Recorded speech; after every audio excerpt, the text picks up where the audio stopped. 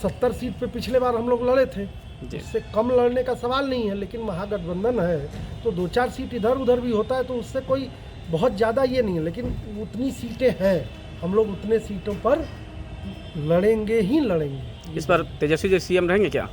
तेजस्वी CM के चेहरा है हम लोग के, इसमें कोई डाउट नहीं है। निश्चित रूप से तेजस्वी महागठबंधन का सबसे बड़ा दल है राजद, और उसके ऑलमोस्ट देखा जाए तो सबसे बड़े लीडर हैं तेजस्वी यादव, नेता प्रतिपक्ष हैं अभी। तेजस्वी ही महागठबंधन के चेहरा है, तेजस्वी यादव जी सीएम के भी चेहरा है। कितने सीट पे बिहार में पूरा महागठबंधन लड़ेगा चुनाव? 243 सीटें हैं, 243 में लड़ेगी महागठबंधन, पूरे सीटों पर, सभी सीटों पर महागठबंधन लड़ेगी। 5 पार्टियों का गठबंधन है, CPI, CPM, CPI ML, Congress और राजद, अभी तक जो गठबंधन का स्वरूप है। तो इसीलिए मैं कह रहा था ना कि सीट मान लीजिए 70 सीट है, मान लीजिए कोई नया पार्टनर कल को आ जाता है तो 2-4-5 सीट अगर इधर उधर भी हो तो उसमें कोई गुरेज नहीं है। महागठबंधन के परिप्रेक्ष्य में एक साथ और एकजुटता के साथ चुनाव लड़ने के लिए 2-4-5 सीट इधर उधर भी हो तो कुछ उसमें कोई किसी को गुरेज नहीं है, और उस पर बातें चल रही हैं।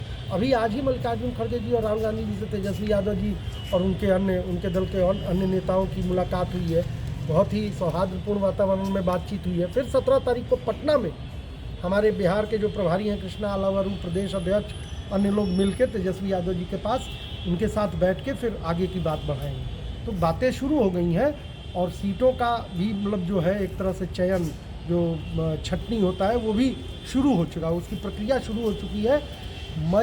15 मई के बाद आपको कुछ चीज़ें पता लगने लगेंगी कि कौन कौन सी सीटें छन के आ रही हैं, कांग्रेस के पक्ष में, राजद के पक्ष में, अन्य दलों के पक्ष में, सीपीआई एमएल और सीपीएम के पक्ष में।